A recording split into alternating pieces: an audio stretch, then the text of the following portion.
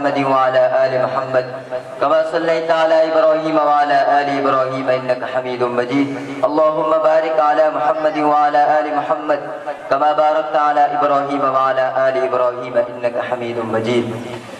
जय इंशाअल्लाह जल्दी थींदो तुंहिंजो कम तमाम, तोखां वठंदो निजात अवाम, तोखां वठंदो निजात अवाम।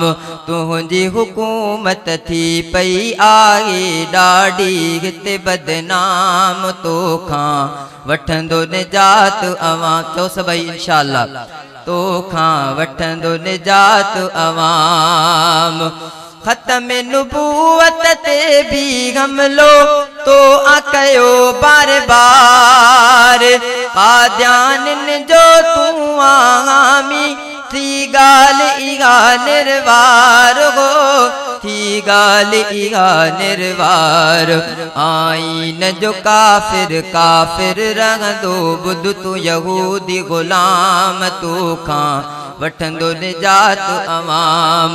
इंशाअल्लाह जल्दी थींदो तुंहिंजो कम तमाम, तोखां वठंदो निजात अवाम, तोखां वठंदो निजात अवाम।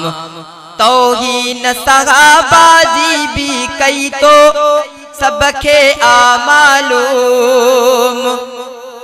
न्याजी गो गो न्याजी गूजे आई मची वई धूम हो, आई मची वई धूम।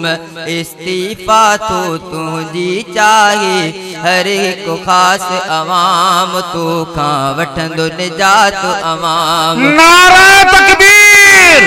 जमीयत उलमा इस्लाम कायदे जमीयत हजरत मौलाना फजल रहमान हुकूमत जे गलत पॉलिसिन ते आवाज़ सां चओ लानत।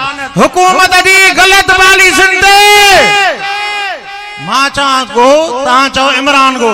गो गो गो गो आवाज़ सां चओ, आवाज़ नथो अचे।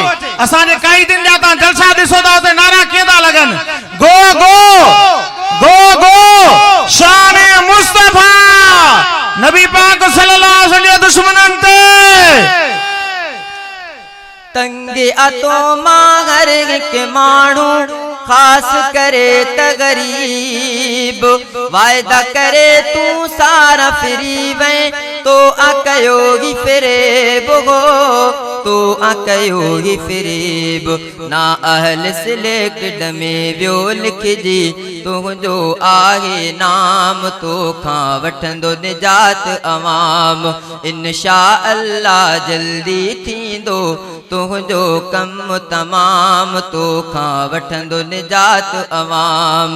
तुंहिंजी हुकूमत थी पई आहे ॾाढी हिते बदनाम, तोखां वठंदो निजात अवाम। नापाक इरादा तुंहिंजा सारा मौला कंदो से खाक, चओ इंशाअल्लाह।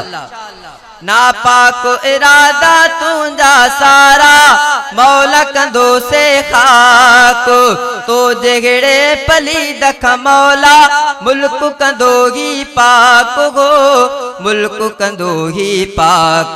दीन सां टक्कर खाईंदड़ थी सारा विया नाकाम, तोखां वठंदो निजात अवाम। इंशाअल्लाह जल्दी थींदो तुंहिंजो कम तमाम, तोखां वठंदो निजात अवाम। तुंहिंजी हुकूमत थी पई आहे ॾाढी हिते बदनाम, तोखां वठंदो निजात अवाम।